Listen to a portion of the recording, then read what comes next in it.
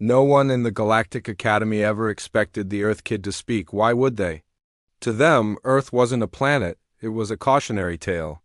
A world so violent, so unpredictable that even saying its name made half the cadets sit straighter. But when the instructor declared, no sane creature could survive a week on that hell world, someone in the front row casually raised a hand. And with a calm voice that froze the entire hall, he said, "Sir?" I grew up there. In that moment, the galaxy realized its greatest nightmare had been taking notes all semester. If you're already hooked, go ahead and tap that like button. It honestly helps the channel more than you think. And if wild HFY moments like this are your thing, hit subscribe so you don't miss the next one. Share it with a friend who loves sci-fi chaos.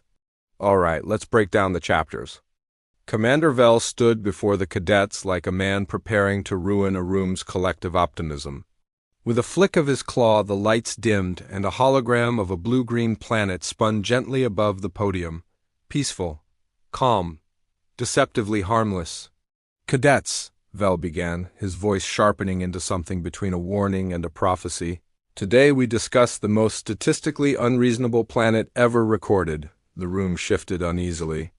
Even the Torquin bruisers in the back uncrossed their arms. "This," Vel said, zooming in on a swirling white storm, "is Earth Class 7 Deathworld, gravity designed to crush you, weather engineered to erase you," someone squeaked. A crystalline cadet flickered nervously. "Commander, that storm, what is it?" "A hurricane," Vel replied. "Winds exceeding 250 kilometers per hour, strong enough to throw multi-ton objects like toys. Humans call this storm season." Half the room flinched. Vel switched to a thin, spiraling funnel cloud. "And this is a tornado. It appears without warning, destroys everything, and vanishes. Nature's version of randomized demolition." A ripple of fear traveled across the hall. Only one person didn't react. Front row? Far left. Quiet. Calm. Marcus Webb.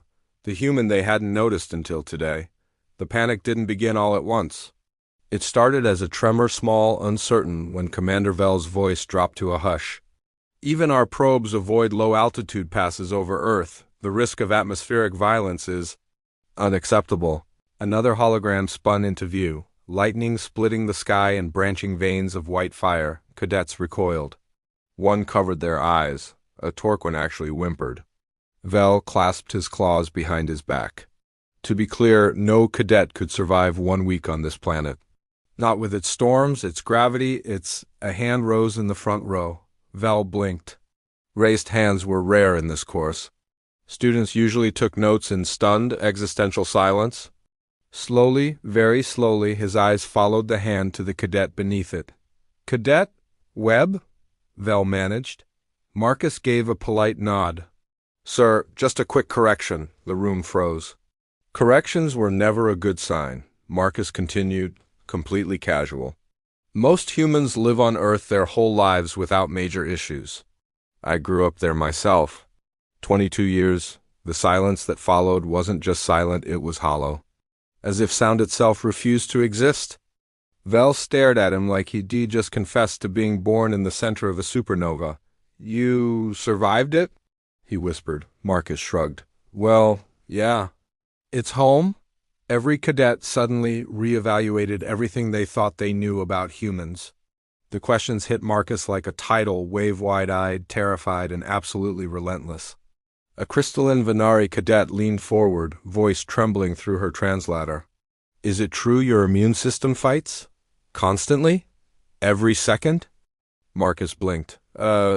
Yeah, it's like background noise. You don't notice it unless something goes wrong." Several cadets gagged in unison. Anithra raised a shaking appendage. "And the bacteria, millions of them living on you right now?" Marcus glanced at his hands.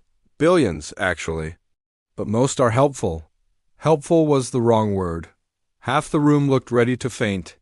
Commander Vel rubbed his temples. "Explain persistence hunting, Cadet Webb, please." "Oh, that," Marcus said. "It's when humans chase animals until the animals get tired." A horrified gasp swept the room. "You run them to death?" A Torquin croaked. "Not intentionally," Marcus said quickly. "It's just endurance. Humans are built for long-distance running. Sweat glands, cooling, all that. Vel shook his head in disbelief. And the throwing? The accuracy? Marcus hesitated. We're good at that too. Evolution gave us the coordination. Good was an understatement. Vel's expression suggested he was recalculating every human threat assessment ever written. The cadets stared at Marcus like he wasn't a classmate anymore, but a survivor of a world that forged legends. By the next morning, Marcus couldn't walk 10 steps without someone staring at him like he crawled straight out of a survival documentary. Whispers chased him through the corridors of Station Pinnaclesoft, shaky voices saying things like, "That's him! The Earthborn, and he looks so normal." That's the terrifying part. In the cafeteria, entire tables subtly scooted back when he sat down. One cadet even dropped their tray when Marcus sneezed, as if the shock wave might vaporize them. He gave an apologetic wave. The tray thrower fled. The fascination wasn't all fear, though. Some cadets peeked around corners just to watch him open a drink can or casually lift a heavy crate with one hand. A few even filmed it, whispering things like, "documenting human strength." For research. The bravest was Risa, the small, trembling Phoenix cadet from the lecture. She approached him in the library, keeping exactly 2 meters of polite survival distance. "Cadet Webb," she said softly, "does it bother you that we're afraid of you now?" Marcus thought about it. "Honestly, I get it, but I'm just a normal guy. I play games, I watch movies. I hate math."